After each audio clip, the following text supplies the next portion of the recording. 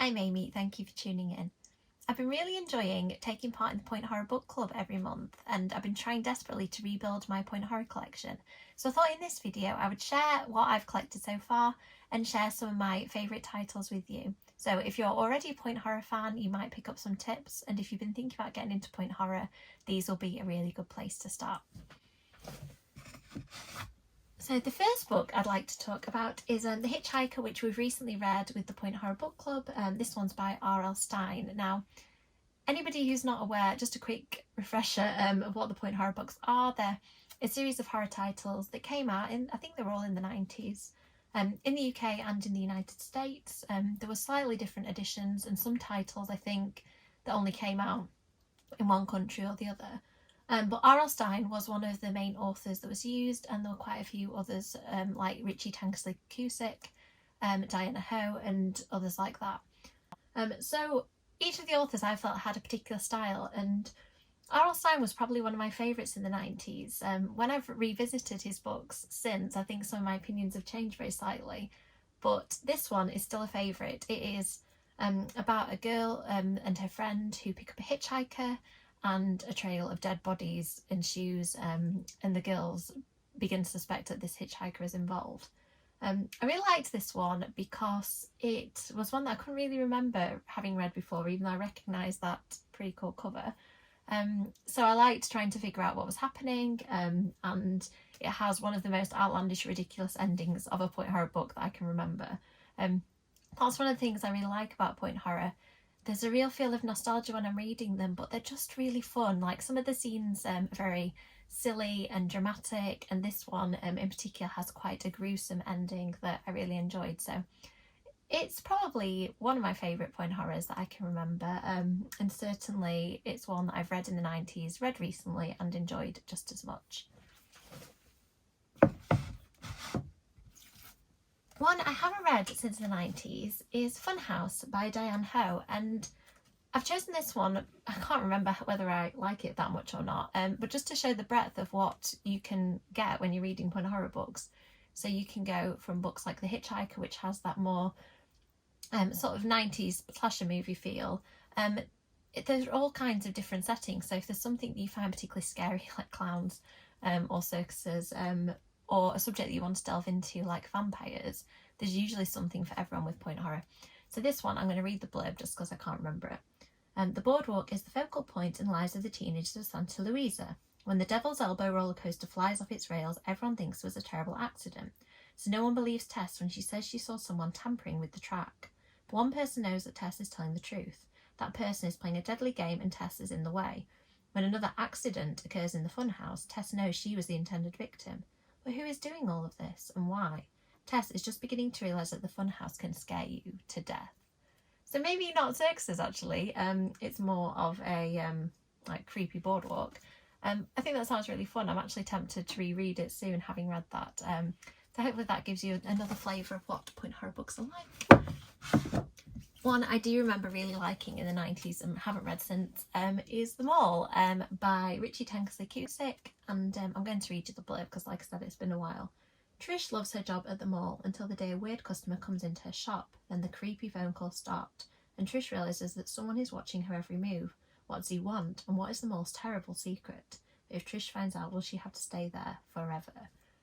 I think that this book shows that Point Horrors really delve into horror tropes, and I think that it was probably my earliest introduction to horror reading these books. So although some of them sound really tropey and cliched, actually this was probably some of my first times encountering things like the creepy phone calls and pranks being played on characters.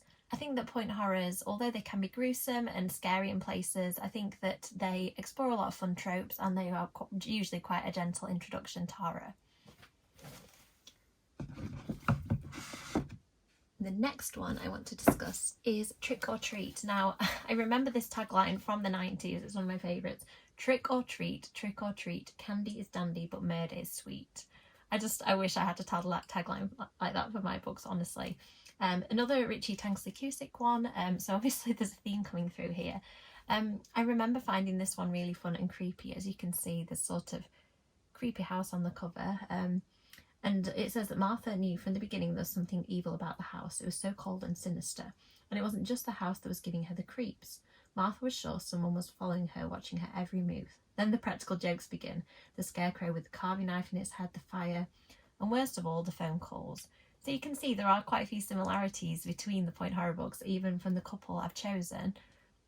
But again, another fun horror trope, and one I do remember being a favourite. Now, this book, if you asked point horror fans what their favourite one is, I think The Babysitter comes up quite a lot. Maybe not the best book, but I think for a lot of us, and certainly for me, it was one of my first point horrors that I read. I don't know when this came out in the sequence of the books, but it's just certainly really memorable. And I think in my position as well, I probably read this when I was maybe 11 or 12. And I was a babysitter. So I think that, as always, horror that draws on something that is really familiar it can be really scary. So this is a babysitter who starts to get creepy phone calls. She discovers a creepy person in the back garden, threatening notes, and it all starts to escalate. And there were, I think, 3 books in this series. So some point horrors mostly were standalones, but then particularly popular ones often were in trilogies or in duologies. So I like the fact that with point horror there's quite a bit of variety.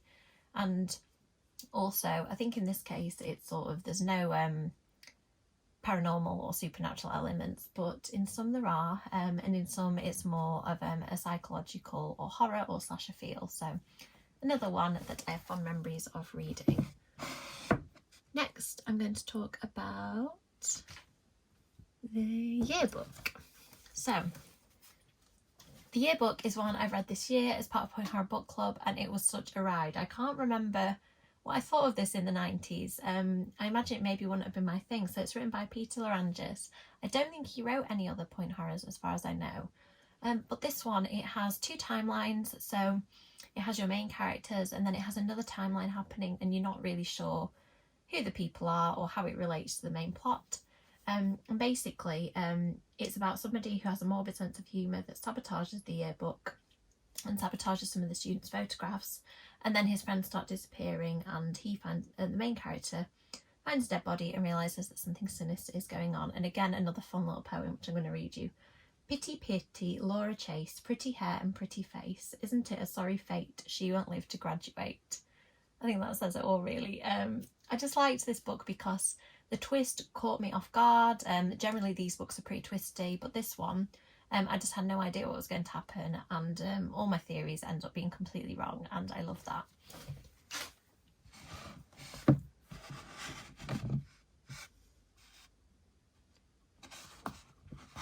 Next, we have a book that we read quite recently with Point Horror Book Club, and Grady Hendrix actually was on to talk about this one, which is really fun because he's one of my favourite authors. This one I'm going to have to just check because it's been a few months since we read it. So it was about a high school where the homecoming queen selection is coming up, and the candidates start to die one by one.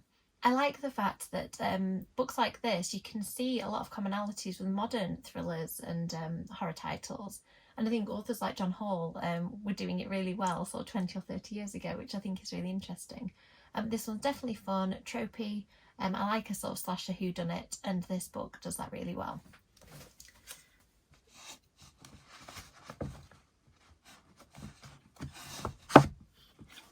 Now, my favourite point horrors of all time are the Fitting Game trilogy, and you'd think would be my favourites. I'd know where the first book is, but I don't. So there you go. So the Fitting Game books feature on Jenny and her friends.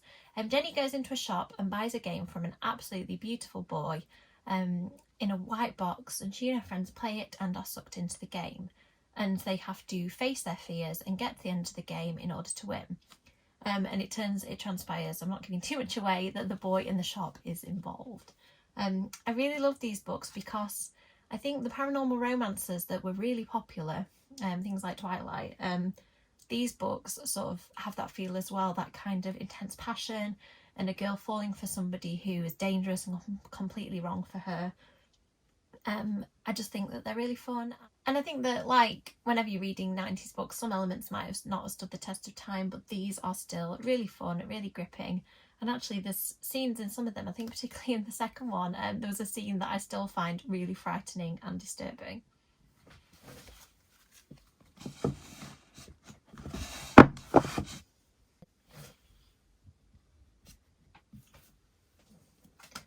Now, this is another one that I remember reading in the 90s, and I always found that cover really, really creepy. I don't remember much about this one, just that it seems to be one that, I don't know whether it is because of that memorable cover. It could be that the author is called D.E. Atkins, which even as a kid I always found quite funny. The name spells out death. I don't know whether you can see it from the cover. So I'll read you the blurb and see if I can remember what it was that I liked about it. For them, the game was over. For him, it had just begun. It's a Halloween adventure, a Halloween party with very exclusive guests, all dressed in fantastical costume, journeying to a frightening and forbidden place, the ancient cemetery at Cemetery Point.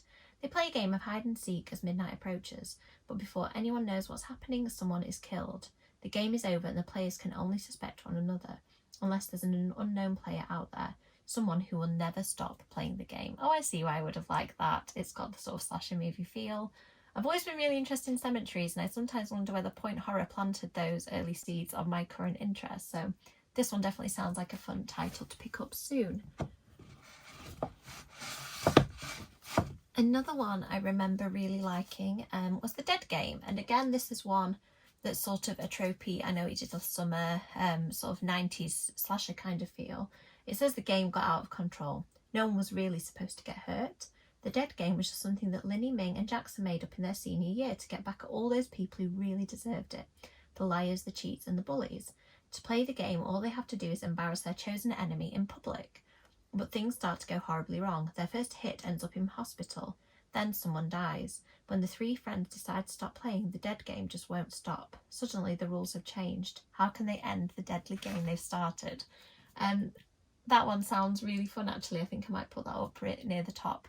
I've always liked a slasher, and I think, like I mentioned before, that this was probably my first exposure to the slasher genre, and I think that when I got a little bit older and was into films like Scream, I think visually it's somehow a little more unsettling than reading a book like this when you're younger and being able to fill in the gaps and maybe not painting quite as bleak a picture as you can see on screen. So I'll just put this one back. So that is it for my little tour through my Point Horror shelf and some recommendations. I hope that you've enjoyed a little insight into the books that I used to read in the 90s and still enjoy reading now. If you're interested in joining the Point Horror Book Club, it's open to anyone. If you follow Tales of Point Horror Book Club on Instagram, you'll be able to get updates. And basically, we choose a monthly book. Sometimes the author involved gets to choose. And then everyone reads the book and we discuss it during the Instagram live. So I hope that some of you might consider joining. And for those of you who are already in it, I'll see you at the next chat. Thank you so much for watching. I really enjoy the support. I'm still really enjoying doing this channel. I've also started a book talk recently, a TikTok, which is exciting. So if you'd like to find me on there, I'm under a McCaw author. Thanks so much for your support and thank you for watching. Bye.